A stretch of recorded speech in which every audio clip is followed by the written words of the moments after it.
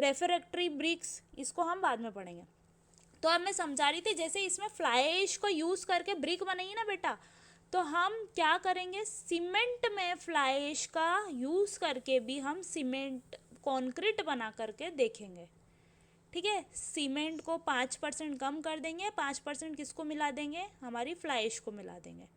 ठीक है, मैं ये इसलिए बता रही हूँ क्योंकि ये माइनर का एक टॉपिक रहता है, माइनर प्रोजेक्ट आपको आता है इंजीनियरिंग में, तब मेरा टॉपिक था फ्लाई ऐश का यूज़ हमारी सीमेंट में। मतलब एक तो 5% सीमेंट कम हो गई, तो 5% मेरी सीमेंट का पैसा बच गया, मैं कुछ भी कंस्ट्रक्शन करती हूँ, और मैंने 5% क्या मिला लिया, ये वेस्ट मिला लिया, राख, तो मतलब इसका रीयूज़ कर लिया, तो दोनों चीज़ अच्छी हो गई, एक तो पैसा मैंने बचा लिया और फ्लाई ऐश का यूज़ कर लिया। तो मैंने अलग अलग टेस्ट लगाएंगे, कुछ टेस्ट अच्छे बैठ जाएंगे, कुछ टेस्ट बुरे भी रिजल्ट देंगे, है ना। बुरे क्यों देंगे भैया, जिसमें पैसा लग रहा वो तो ऑब्वियस सी बात है अच्छी चीज़ ही होगी, मगर अगर हम कुछ पैसा बचा करके इसको ऐसी जगह पर यूज़ कर ले जहाँ पे स्ट्रेंथ कम ज़रूरत है, या सिर्फ हमको बल्क देना है, बल्क मतलब वॉल्यूम देना है, ताकि हमारा एक स्टेबिलिटी बनी रहे और एक वॉल्यूम भी रहे, ठीक है, तो हम क्या करते हैं, फिर इसका यूज़ वहाँ करते हैं। तो ऐसे बहुत सारी चीज़ें रहती है। एक हमारी सबसे बड़ी समस्या है स्लज की, ठीक है, जो हमारा कूड़ा रहता है, मतलब कौन सा स्लज, उसमें वेजिटेशन मटेरियल नहीं होने चाहिए। वेजिटेशन मटेरियल मतलब उगने टाइप वाले, या फिर जो ऐसे रहे कि जिसमें पानी लग जाए तो वापस से क्या हो जाए, वो हो जाता है ना, अंकुरित हो जाते हैं, ऐसा कोई चीज़ नहीं होना चाहिए। क्योंकि अगर ऐसी चीज़ हमारे बिल्डिंग में यूज़ कर लेते हैं तो क्या होता है, वो हमारी बिल्डिंग को वीक बनाती है। ठीक है, मैंने आपको ऐसा ऐसा स्लज है ना, तो ये वाला खाद में काम आता है। ठीक है, आप उसको खाद में डाल दो, अपने खेतों में डाल लो, मगर खेतों में भी काम नहीं देगा, नहीं तो कचरा बगदा उग जाता है, जो घास वास उग जाती है वो हमारी फसल को नुकसान देती है। ठीक है, तो हम वैसी वेजिटेशन मटेरियल को हम खुले में ऐसे डंप कर देते हैं जहाँ हमारी वेस्ट लैंड होती है। ठीक है, जो ज़मीन को हमको ज़रूरत नहीं होती, हम ऐसे खेती वेती में भी नहीं डालते हैं। ठीक है, तो हम ध्यान रखेंगे कि अगर हमारा कंस्ट्रक्शन कर रहे हैं तो किसी भी चीज़ में, चाहे ब्रिक कह लो, चाहे हमारा कंक्रीट कह लो, इसमें कैसे मटेरियल नहीं आने चाहिए, वेजिटेशन मटेरियल नहीं आने चाहिए, मतलब अंकुरित होने वाले। क्योंकि हमारी बिल्डिंग वर्ष भर धूप में भी रहती है और वर्ष भर पानी भी उसमें लगता है। ठीक है, किसी भी प्रकार का लगे, चाहे छत पे आ रहा है पानी, बारिश का पानी हो, चाहे आपके वाटर सप्लाई का पानी हो, तो ये चीज़ें क्या होती है, आपने देखा है पीपल के पेड़ उग जाते हैं बिल्डिंगों में, सब जगह देखा होगा। तो धीरे धीरे ये पेड़ क्या होते हैं, बड़े होने लग जाते हैं, बड़े होने लग जाते हैं, तो इनकी जड़ें भी फैलती है। तो जड़ें कहाँ फैलेगी, जड़ें तो धक्का मारेगी, तो स्ट्रेस जनरेट करेगी हमारी दीवारों पे। तो ये क्या करती हैं, क्रैक जनरेट करती है, क्रैक बना देती, तिराड़े बना देती। तो हमको जैसे ही हमको कोई सा भी पेड़ दिख रहा है, तो ये मत कहना कि पाप लगेगा, पाप नहीं लगेगा, इसको हटा दे, निकाल दे, निकाले कि नहीं निकाले, तो भैया फट से पहली फुर्सत में आप उसको निकाल देना। क्योंकि क्या होगा, वो जैसे जैसे बड़ा होता जाएगा ना, तो वैसे वैसे आपके स्ट्रक्चर को नुकसान पहुंचाता जाएगा। और जैसे जैसे बड़ा होगा तो उसकी जड़ें रहेंगी और उसी में पानी भी घुसता जाएगा, तो क्या होगा, हमारा स्ट्रक्चर वीक हो जाएगा। ठीक है, भले आप निकाल करके उसको खुले में, जहाँ आपकी ज़मीन हो, धरती हो, वहाँ पे रोप दो, तो वो पाप भी कंपनसेट हो जाता है, मतलब पाप नहीं लगेगा आपको। अगला दिख रहा है आपको पेवर ब्लॉक्स। पेवर ब्लॉक्स क्या होते हैं, आपने रोडों पे आजकल देखे ऐसे अलग अलग टाइप के डिज़ाइन वाले लगे हुए रहते हैं।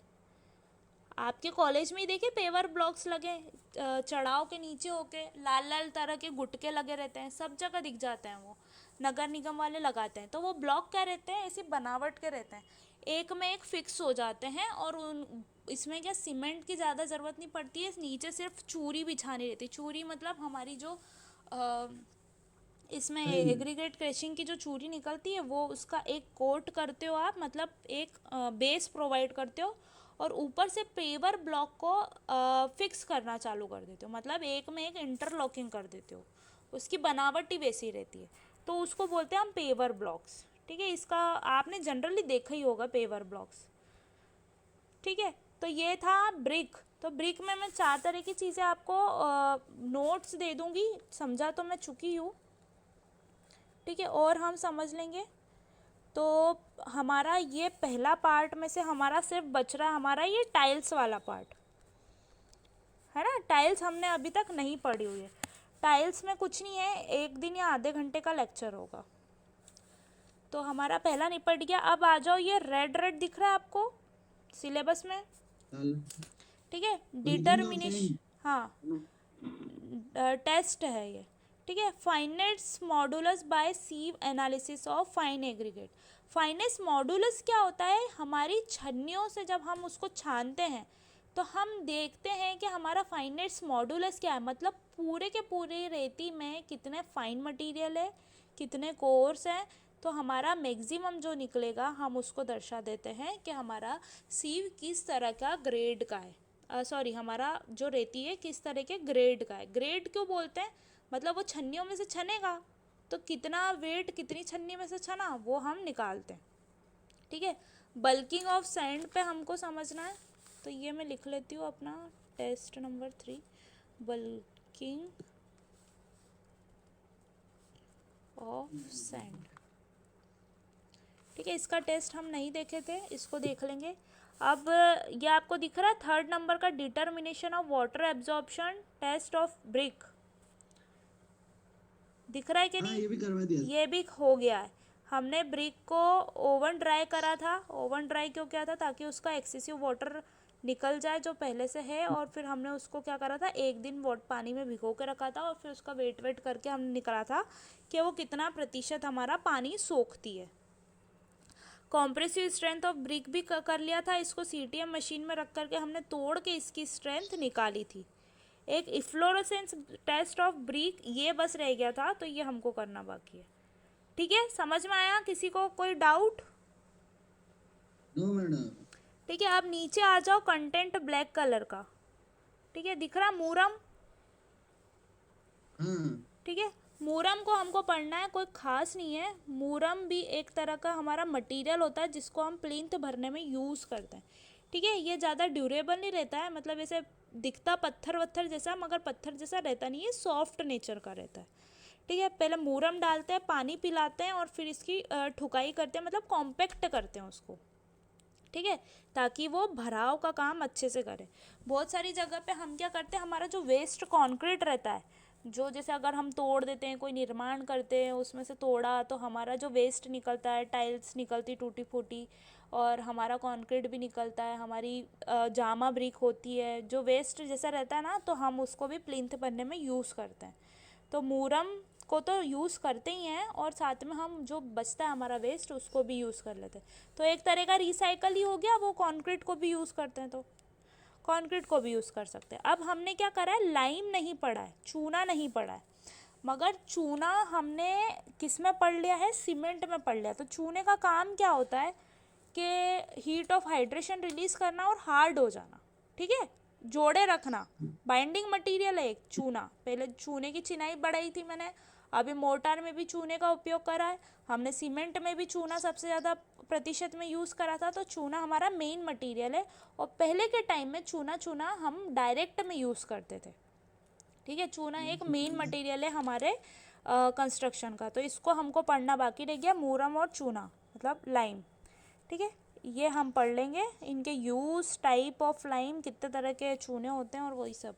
अब देखो सीमेंट में आ जाओ, सीमेंट दिख रही है आपको, सीमेंट हमने पढ़ लिया है, ठीक है। सीमेंट में केमिकल कंपोजिशन, मतलब क्या क्या हम इसमें लगाते हैं, सीमेंट में क्या क्या होता है, और वेरियस टाइप ऑफ सीमेंट, मतलब अलग अलग टाइप के, मैंने ऑर्डिनरी, पोर्टलैंड सीमेंट और यही सारी चीज़ें पढ़ाई थी आपको, और नीचे उसका नाम भी आ गया है।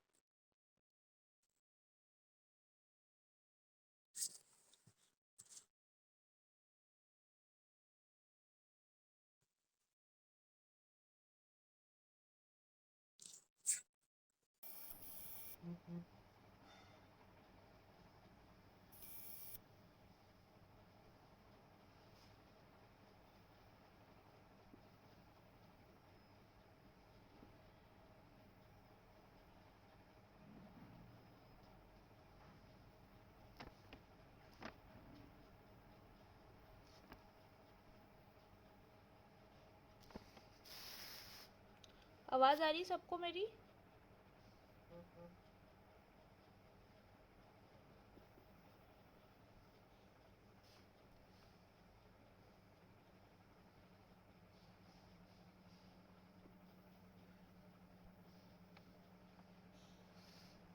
तो हमने देखा अलग अलग टाइप की सीमेंट और उनके उपयोग मैंने साथ ही में पढ़ाते चली गई थी कि ऑर्डिनरी सीमेंट को कब यूज़ करते हैं, रैपिड हार्डनिंग को कहाँ यूज़ करते हैं जहाँ हमको हार्ड करना है, जल्दी से हार्ड करना है, जहाँ पे पानी वानी या नाली का कंस्ट्रक्शन चल रहा है, या फिर अरे पवन बैरागी आ गया।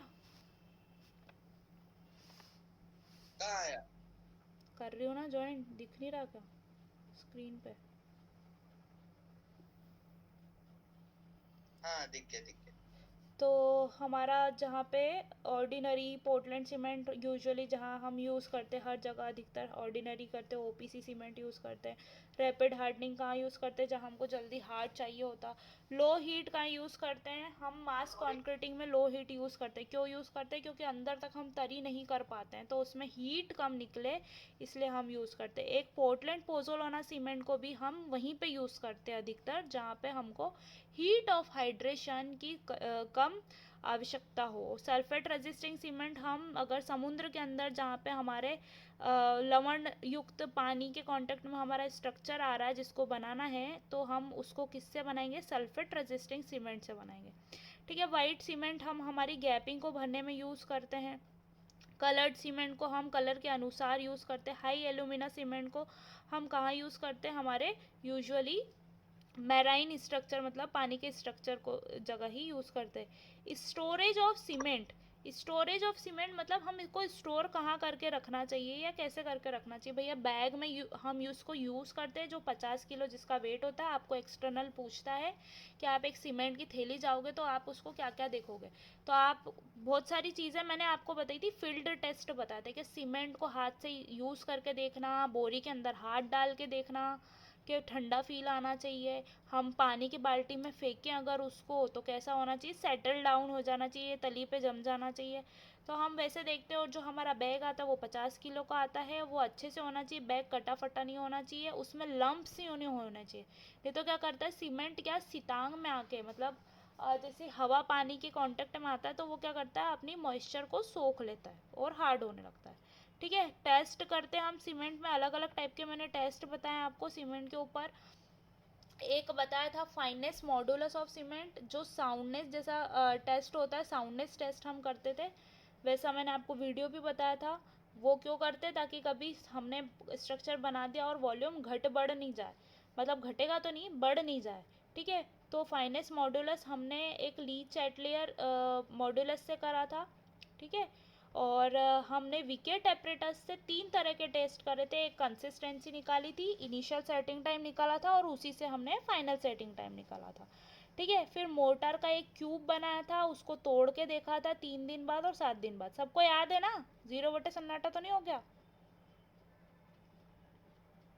क्या मैडम? सबको याद है ना ये टेस्ट करे थे जो हमने कौन से सीमेंट के? सीमेंट के? हाँ।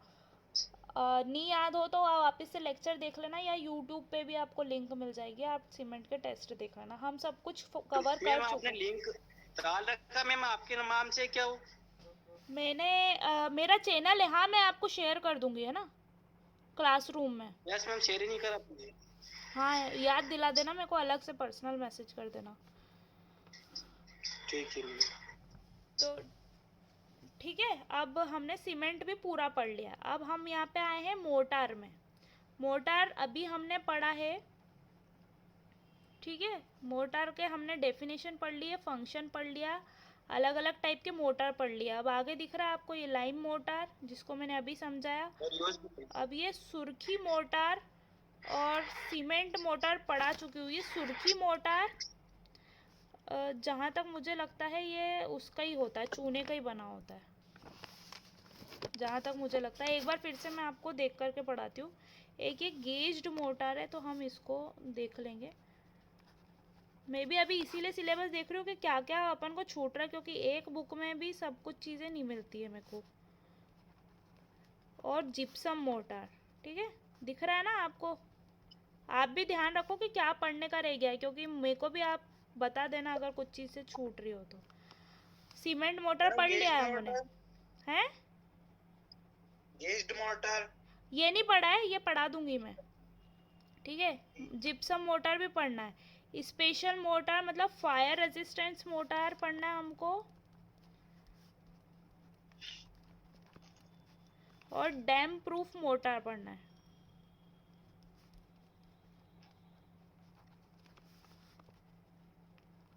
मैं भी अपने पास नोट कर रही हूँ कि पढ़ना क्या क्या है।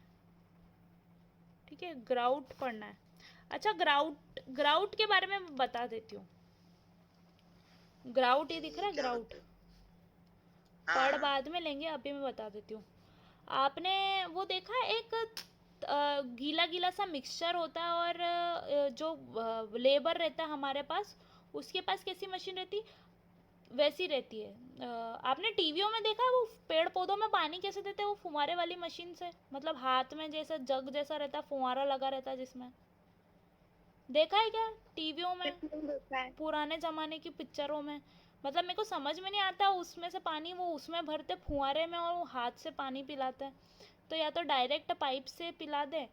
तो यूजुअली मेन उसकी बात ये मैं बताना चाह रही हूँ कि ये हाथ में जो वो फुहारा पकड़ते हैं, एक बाल्टी जैसा पकड़ते हैं, और बाल्टी में कैसा फुहारा रहता है, टोटी वाला लोटा सबने देखा है ना, हाँ मैडम, देखा है है, ना। वो तो देखा है। वो सूरन भी रहती है, वो भी सबने देखी है, जिसमें टोटी लगी रहती है, मटका रहता है जिसमें अलग से ऐसा वो लगा हाँ वो रहता भी देखी है, है टीवी ना। भी देखी है। तो जो टोटी वाला जो लोटा रहता है, उसको बड़ा कर लो, जूम कर लो, ठीक है। और जो टोटी रहती है उसमें क्या फुहारा लगा दो। तो इस टाइप का एक वो लगा रहता है जिससे पानी डालते हैं, पहले के ज़माने में पिक्चरों में मैंने देखा था कि वो उससे पानी पौधों डालते का हैं, पानी पिलाते हुए।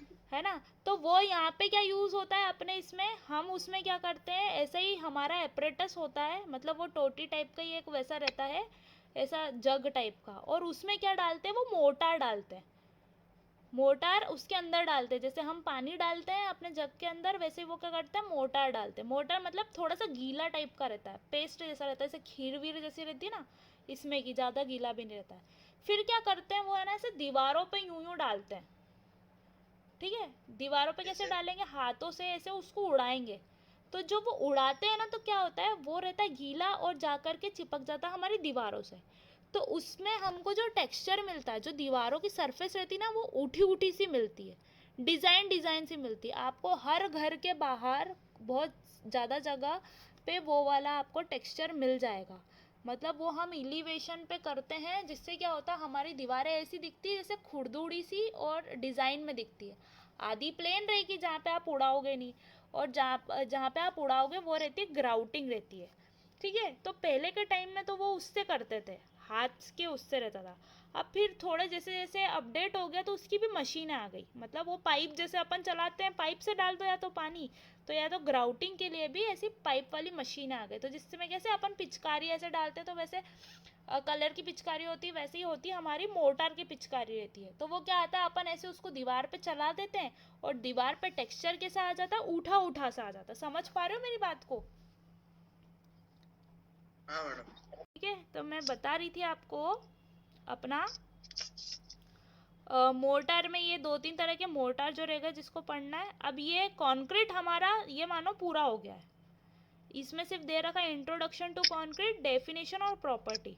तो डेफिनेशन क्या होती है, तीन तरह से मिलके बनता है। प्रॉपर्टी क्या होती है, हर चीज़ में अच्छा होना चाहिए। और कंक्रीट में जो मैंने बैचिंग मिक्सिंग जो बनाई है, वो चीज़ बहुत मायने रखती है। और मैंने बताया था आपको एडमिक्सचर समझा दिए थे, retarder, accelerator, air entraining agent, और उनके कार्यों को भी समझाया था। एक हमारे सेटिंग टाइम को बढ़ाने के लिए, एक हमारे सेटिंग टाइम को कम करने के लिए, और दूसरा क्या था, एयर एंट्रेनिंग मटेरियल, मतलब हमारी कंक्रीट को वर्केबल बनाने के लिए।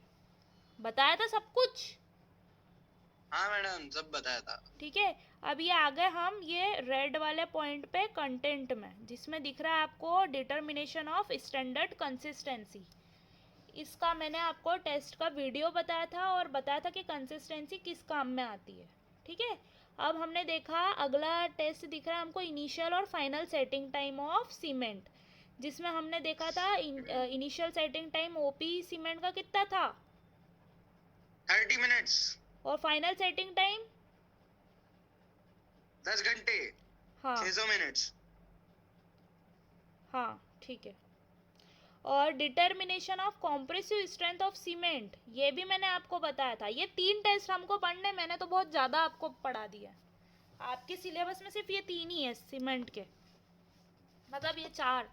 फाइनल इनिशियल को 1 गिन रही है, स्टैंडर्ड को 1 गिन रहे, और कॉम्प्रेसिव स्ट्रेंथ मतलब हमने जो वो 7x7 के वो जो क्यूब बनाए थे सांचे के अंदर, और उसको 3 दिन पे और हाँ 7 सेवन। दिन पे तोड़ा था, वो वाला। ठीक है, आ गई इतनी बात समझ में? अब हम यस आ मैडम। गए हैं यहाँ पे नीचे। ये दिख रहा है आपको टिम्बर? टिम्बर हाँ दिख रहा है? टिम्बर टिम्बर पढ़ा थे क्लासिफिकेशन तो। ऑफ ट्री पढ़ा चुकी हूँ मैं। कैरेक्टरिस्टिक्स ऑफ गुड टिम्बर भी हो गया है। डिफेक्ट इन टिम्बर भी हो गए हैं। हमने जो वो शेक वेक थे गठानों में, और वो जो सड़ जाना कट जाना। ठीक है, प्रिजर्वेशन ऑफ टिम्बर। प्रिजर्वेशन क्या होता है कि हम टिम्बर को सड़ने या खराब होने से कैसे बचाएं। ठीक है, समझ में आई बात? ये हमारा रह गया है। और दूसरी चीज़ ये है कि इस पे हम पोत सकते हैं, ऑयल पेंट पोत दो, कोल टार का पोत दो, मतलब पेंट करके हम टिम्बर को बचा सकते हैं। ठीक है, तो टिम्बर के प्रिजर्वेशन मैं नोट कर लेती हूँ, ये हम कर लेते हैं। प्रिजर्वेशन इन टिम्बर।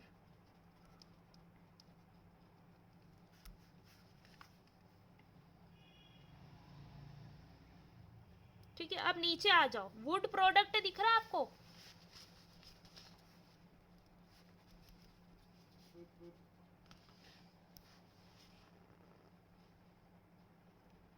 आवाज आ रही है मेरी सबको? मैडम वो नहीं दिख रहा है। वुड प्रोडक्ट हाँ मैम दिख रहा है। अब दिख रहा है? हाँ अब दिख रहा इसमें है। वीनियर में पढ़ा टिम्बर एंड चुकी हूँ, प्लाईवुड में पढ़ा चुकी हूँ, ये पार्टिकल बोर्ड भी मैं पढ़ा चुकी हूँ, एमडीएफ भी दिखाया था मैंने, फाइबर के बोर्ड भी मैं पढ़ा चुकी हूँ, ब्लॉक बोर्ड भी। एक ही चीज़ होती है इनकी प्रॉपर्टी, मतलब जब इनके बारे में पढ़ा रही थी तो इनके गुण और इनके दोष भी पढ़ा रही थी, तो वो चीज़ भी पता है आपको। यूजेस मतलब टेबल बनाने में, गेट बनाने में, अलग अलग चीज़ों में जो जो यूज़ भी आपको वुड का दिखता है उसके यूज़ आपको लिख देना है, जब मैंने पढ़ा था जब था। ठीक है, अब हम आते हैं नीचे पेंट पे। ठीक है, ये पेंट पढ़ रहे हैं हमको यहाँ पे दिख रहा है आपको ये कंपोजिशन ऑफ पेंट और ये सारी चीज़ें। पेंट हमने नहीं पढ़ा, डिस्टेम्पर, इनेमल पेंट, और ये जितने भी आप ऐड में देखते हो, इनेमल पेंट हो गया आपका, डिस्टेम्पर हो गया, वार्निशिंग हो गया, इमल्सिव हो गया। अरे कलर के ऐड देखते हो आप टीवी में, उसको हाँ हमको पढ़ना है। यहाँ तक हम पहुँचे हैं। ठीक है, अब बाकी चीज़ें नीचे से हमने ज़्यादा नहीं पढ़ी है, ज़्यादा कोर्स नहीं आपका, थोड़ा सा ही है, बस यहाँ पे ख़त्म हो जाएगा।